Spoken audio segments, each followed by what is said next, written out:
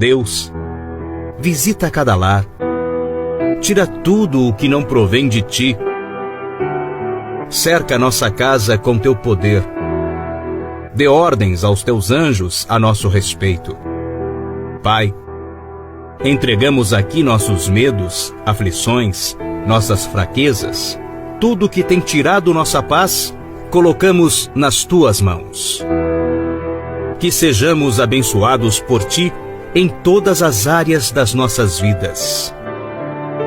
Senhor, agradecemos também pelo dia de hoje, pelo nosso trabalho, pelo nosso estudo, pelo nosso crescimento moral e intelectual. Peço perdão, Senhor, se em algum momento deste dia eu cheguei a falhar.